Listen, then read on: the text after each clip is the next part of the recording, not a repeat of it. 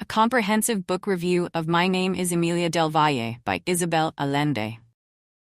The review highlights the novel's key themes, such as the search for identity, the role of women in society, and the impact of war, all set against the backdrop of 19th century Chile. It also praises Allende's masterful storytelling, including her signature blend of historical detail and magical realism, as well as her vivid descriptions and compelling characters. All right, let's dive right in, shall we?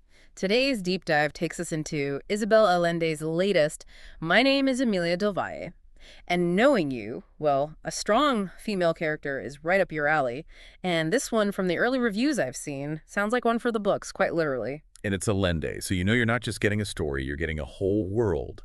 And she really builds it up around you in this one. Late 19th century Chile and San Francisco, a time of, well, immense change, you could say. A perfect setting for a deep dive, then, especially since we're getting a bit of a sneak peek, right?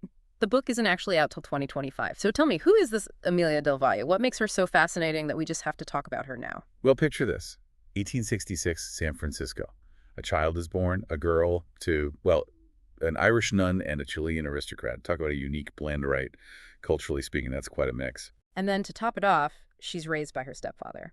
Talk about a recipe for a unique perspective. And it's interesting, actually, because I know you find those stories about cultural identity so fascinating, and this one seems to play with that, well, on multiple levels, wouldn't you say? Especially with how Allende seems to use Emilia's mixed heritage, at least from what I've read, to kind of mirror Chile's own journey during that period. Absolutely. Yeah. Spot on. I mean, you think about it, Chile in the late 19th century, they were grappling with their own identity, much like Emilia herself. She's trying to figure out, well, where she fits in a world that, let's face it, wasn't exactly set up for someone who was both Chilean and a woman, especially not in her chosen field, which, you know, adds another layer of complexity. We're talking about journalism here. A woman writer in the 1800s, I mean, come on, that's practically unheard of. You can't help but wonder what kind of, grit, determination she must have had to just break through those barriers. Oh, absolutely. And Allende doesn't shy away from that, not one bit.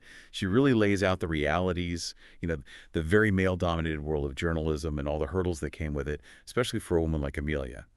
But there's another side to this, of course. Don't forget, My Name is Emilia del Valle. It's a love story, too. Oh, right. Tell me more about Eric Whalen. He's the fellow journalist, if I'm remembering correctly. That's right. He is.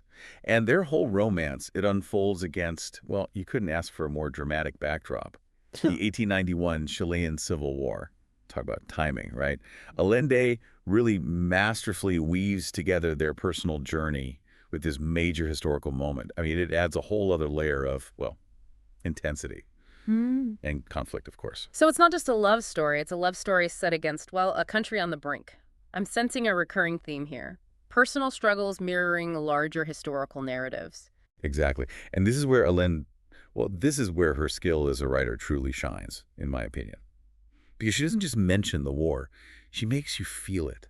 Like you're right there. The sights, the sounds, even the smells, like the gunpowder hanging in the air. It all comes alive in her prose. It really is something, isn't it? How she just pulls you right into the story like that. You don't just read about the sights and smells of Chile during such a tumultuous time. You actually feel them. Precisely. And those moments, those real human moments, that's where Allende truly shines.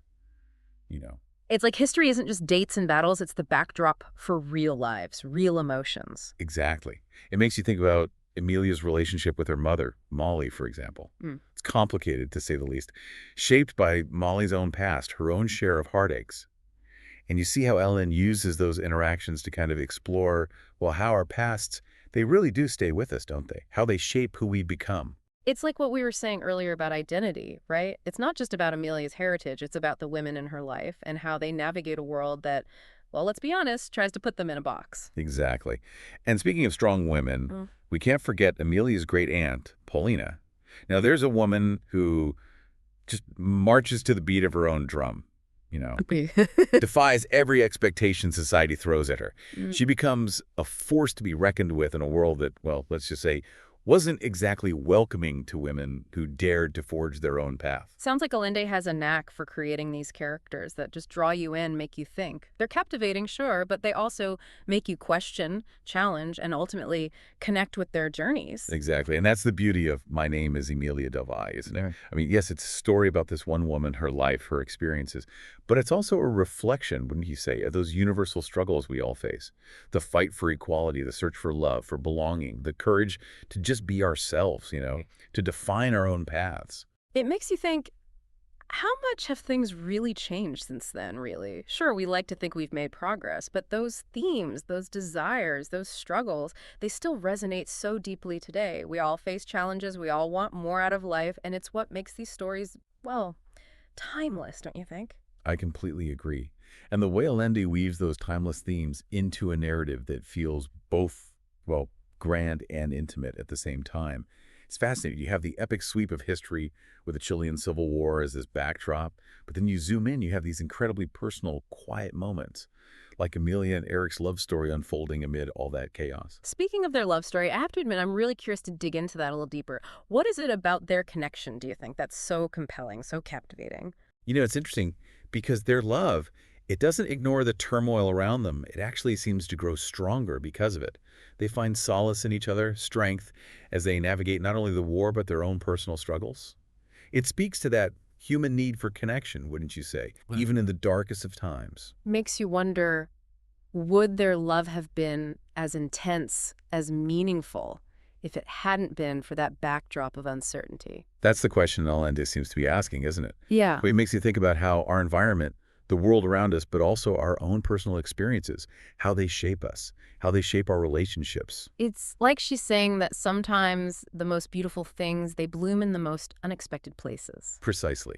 And that even amidst the chaos, the uncertainty, the upheaval of life, well, there's always room for hope, for love, or the resilience of the human spirit. It really is amazing when you think about it, the way Allende brings together all these different threads, the individual lives, the love stories, the political turmoil. It's a lot to juggle, and yet she weaves it all into this tapestry that feels, I don't know, intricate, but also so accessible at the same time. Yeah, it's a gift, really, a testament to her skill as a storyteller. Because, like you said, she doesn't shy away from the complexity of it all, but she also understands, I think, the power of a good story. Yeah. The way it can just pull you in, make you feel something. And speaking of pulling you in, one of the things I keep coming back to is just how vividly she brings this world to life. We talked about the gunpowder, right? But it's more than that. It's the whole Chilean landscape, the vibrancy of it all, the colors, the smells. You can almost feel the history in the air, It's like she wants you to experience it, not just read about it. But I know you, with your love of travel, I bet those descriptions really resonated with you, didn't they? Oh, absolutely. I could practically picture myself walking those streets with Emilia, Valparaiso, right? With the Pacific breeze, the sounds of the city. It just makes history feel so immediate, so present, even though it happened, over a century ago. That's the beauty of historical fiction, though, isn't it? It's like a bridge to the past. Yeah. Suddenly, it's not just dates in a textbook. It's real people, real emotions. You connect with them, their struggles, their triumphs. You see yourself in them. It makes you think about Emilia's journey to become a writer, for example, especially knowing how much you admire strong female voices throughout history. I have a feeling that really resonated with you, didn't it? It did. Because Allende doesn't sugarcoat it, She shows the very real challenges Emilia faces as a woman trying to make her voice heard in a field dominated by men. But it's her determination that shines through, I think, her refusal to be silenced. That's a powerful message even now, don't you think? Absolutely. It makes you realize that some battles, they're just timeless. Some voices, they echo through generations. Exactly. And that's what I think Allende wants us to take away from My Name is Emilia del Valle, that connection to the past, an appreciation for those who came before us, who fought for the freedoms we often take for granted. And maybe, just maybe, a little nudge to find our own voices, to tell our own stories. It's more than just a captivating read, then. It's a call to action, a reminder that history isn't just something we study, it's a part of us. It shapes who we are today. Exactly. So as you delve deeper into Emilia's world, I encourage you to think about that. What echoes of her story do you find in your own life? What challenges have you overcome? What voices inspire you to speak your truth? Those are some great questions to ponder for sure. It seems Isabel Allende has given us quite a gift with My Name is Emilia del Valle, a story that transports us, challenges us, and ultimately, I think, inspires us to live a little more authentically, a little more courageously. And on that note, I think we'll wrap up this deep dive.